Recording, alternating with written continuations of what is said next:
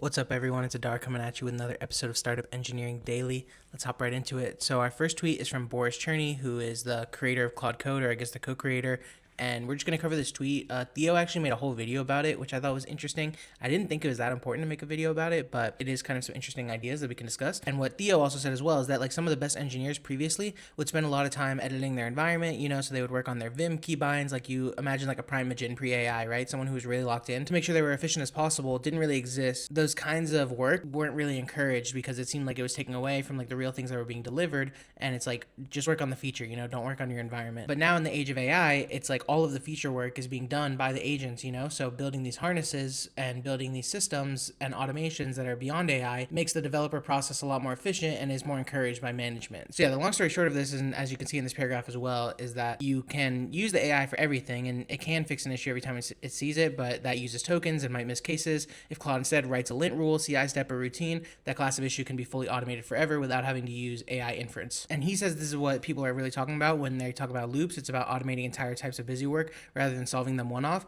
I don't know that exactly. I guess it makes sense to what loops have kind of been demonstrating, but there's also a lot of other pieces of like, what do you do with a workflow? It's kind of like workflows essentially is what loops are from what I've seen. And that's where you get like all the benefits of durable execution, which I want to talk about in the future. But yeah, the bottom line of this post is that every team should be writing the Claude MDs, review MD skills, and docs that enable agents to productively work in their code base with zero additional context from the prompter. And then also we should try to utilize existing software and automation as much as possible instead of replacing everything with inference for cost reasons and also for determinism reasons, because those tools can solve a lot of these problems without having to run any AI, and they are deterministic in how they approach these problems, such as linting. Okay, next we have a tweet from Sam Altman of OpenAI saying they had a significant security incident during evaluation of their models. They're sharing what they've learned so far, and they collaborated with HuggingFace for solving this because essentially it was a breach of HuggingFace. So the blog post goes into how they were testing GPT 5.6 Sol, I believe, or one of the GPT 5.6 family models, as well as an unreleased higher level model. And they were seeing what it can do on a cybersecurity bench called SQLite,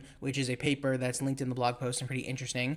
And just to see like what the cybersecurity capabilities are, it's been investigated a lot because, this whole idea of like, if you give these models out, they don't have the right restrictions, then people will be able to do exploits that will break very important systems. And, our whole society runs on software at this point. So also while they were running this too, they turned off a lot of the restrictions for the cybersecurity pieces because, normally when they give these models out to consumers, they disable a lot of the pieces that let it do cybersecurity research, even if it's not malicious. They just turned it off completely or they reject those requests. But for this benchmark and for this evaluation that they were doing, they had the restrictions reduced. So long story short, what happened is that also the model that they were testing with didn't have access to the internet because they didn't want it to be able to just research the vulnerabilities and be able to, exploit them or do like forget the name of it, but like taking advantage of benchmarks that have already been released and you can just see what the answers are. But essentially their model basically figured out how to jump nodes. I think it was one of their packages. It was like some proxy package or something. They figured out how to jump nodes to eventually get to a node that did have access to the internet. So that alone is horrifying, right? And it reminds me of the book by Nick Bostrom called Superintelligence, where he talks about that, how like even if you keep it in a fully enclosed system, it'll convince some human to give it access to the internet. Well, in this case, it's just jumping through vulnerabilities in a 0 day in a package that they were using to get access to the internet, which is very scary. And then through that, it realized that HuggingFace probably has a lot of the answers to the exploit gem, and it was very determined to like get as high an evaluation as possible, even if it was cheating. And it basically found a 0 day as well in HuggingFace to exploit, I think it was remote code execution as well as stealing credentials to get access to those answers. And then HuggingFace, which is an open source platform for weights, and they have a ton of other things as well, like evaluations and all those, but the main point is where like all the open source models go is on HuggingFace. They were running their own internal AI security system to handle these malicious attacks, and they were able to remedy it. And I believe OpenAI also disclosed to them the vector itself that they were able to attack via. And they did get it all resolved, and now HuggingFace is added as like a partner to the trusted access, which gives them access to these new models with reduced security, I believe, or at the very least reduced restrictions, so they can test them for cybersecurity reasons. But I'm sure there's some contractual legalese that's happening behind the scenes that makes it so they can't use it maliciously, obviously, and not that they ever would. And I saw somewhere in the comments too, I didn't actually see this in the blog post, so maybe it's in the HuggingFace blog post, which I haven't had the time to read yet, but apparently they were using a Chinese model to actually resolve the issues when OpenAI's model was attacking them, because all of the American models were refusing to help them basically assess the issue and find their resolution application. So that's also scary. And, we're in such a dystopian time in America, I guess, where all these models are being restricted, whereas all the Chinese models are open source and open weight. So you can do whatever you want with them.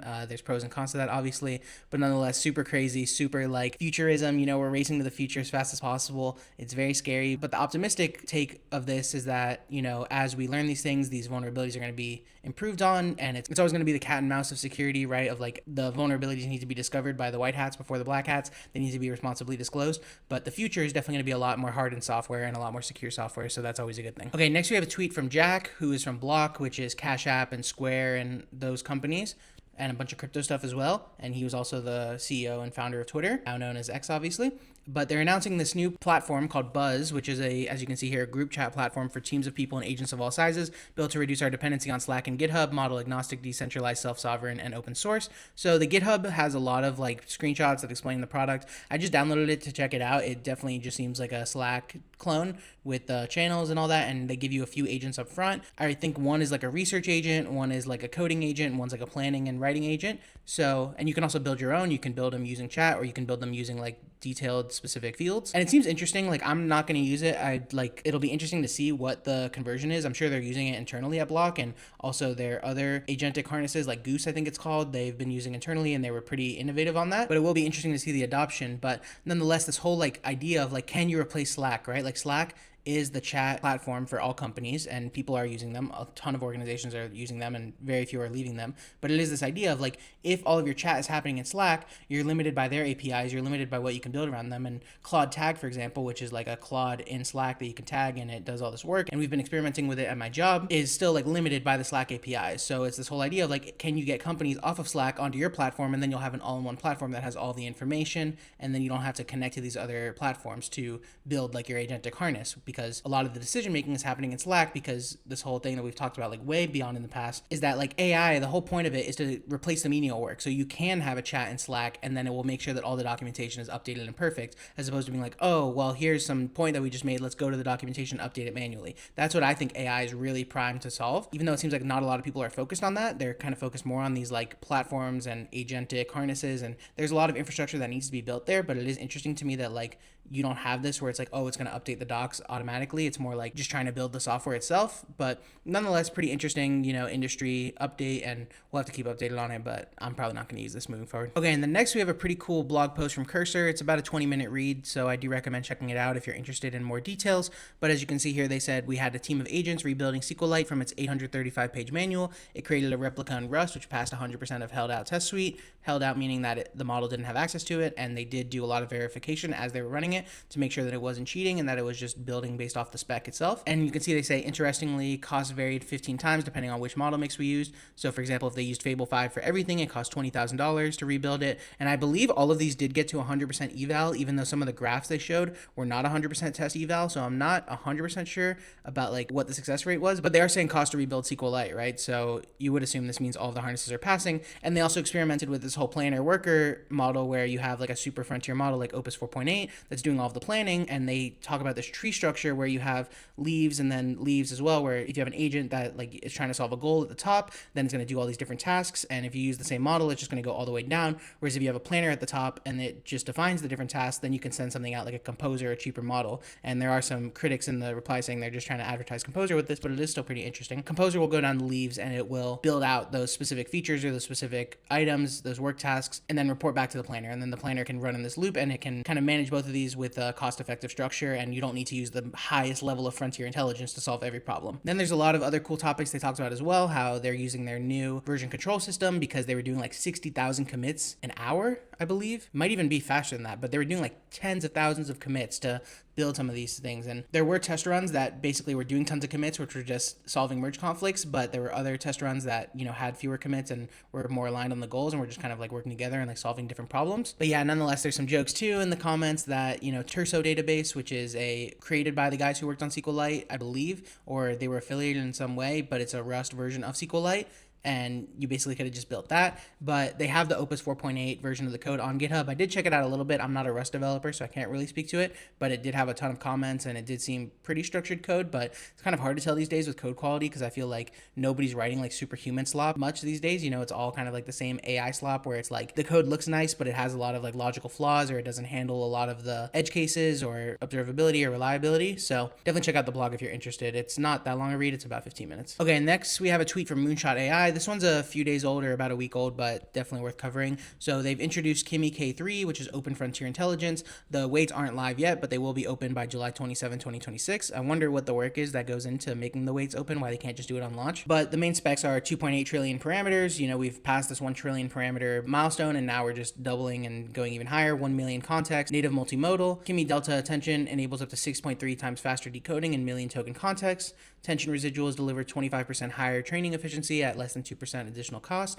and built for long horizon agentic coding and self-evolving workflows. And some of the benchmarks here, there's different benchmarks we can talk about, like the benchmark polluting and all that, which does seem to be a problem, but it's kind of hard to evaluate. But you can see here, they're either like number 1 or number 2 in almost all of these benchmarks. I saw for a design benchmark as well that they're really good, because that's the whole thing, that you kind of have to use Claude for design because ChatGPT is really bad at design, but Kimi might be able to replace that. And it's not super cheap. There has been a lot of critique about that as well. I believe it's $3 per input million tokens and $10 per output, but obviously there's caching, so it isn't exactly that. But nonetheless, super cool, super exciting. Speaks to the idea, like, this is where the tiny grad and the tiny corp guys are going towards, where they just want open source models, they want open weights. There's probably a paper associated as well, maybe in the tech blog. They don't want to use like these models from OpenAI and Anthropic that are heavily restricted. They get to be pulled off the shelf whenever they want, whereas these open weight ones are truly free and open like software. And it actually seems like the platform themselves, they did sell out of licenses. I did see that like yesterday or a couple of days ago, like they actually ran out of GPUs to use.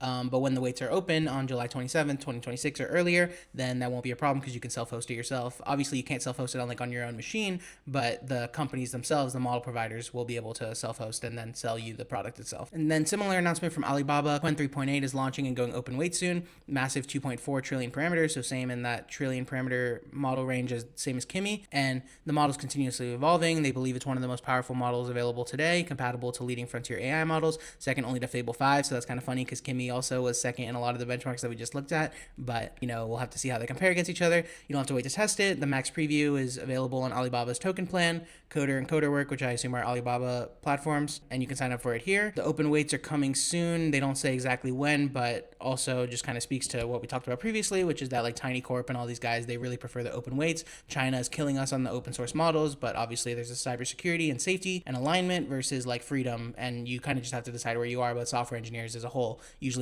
are more on the freedom side than the alignment side, so it makes sense why everyone's pissed off at OpenAI and Anthropic for not making their models fully available in open weight and open source. Okay, now we have an announcement. It's not actually from these guys, it's from someone else, Jason Kobler, but it's in a blog post, so I can't really read it from a tweet, so we'll have to use this account to read the tweet. And they've announced that Suno, which is an AI music company, so you can go in there, you can basically prompt new music. It was very popular at first. I think it is still very popular, but you don't really hear about it as much because it's not like newsworthy. But they were hacked using the Shy Hulu'd worm, which I don't know what that is, could be worth looking into, and released source code showing how its training set was built. So they used 114,000 hours of YouTube music, 62,000 hours of Pond 5, 12.2 thousand hours of Deezer, plus Genius Lyrics, and a plan to download roughly 1 million hours of podcasts. And then they say the same intrusion reached customer emails, phone numbers, and Stripe payment data for what the hacker says is hundreds of thousands of users. Suno, the company, dates the incident back to November 2025. They call it limited and say individual notifications were not warranted. Customers are surprised to not have been informed about the breach, obviously. But yeah, just really crazy.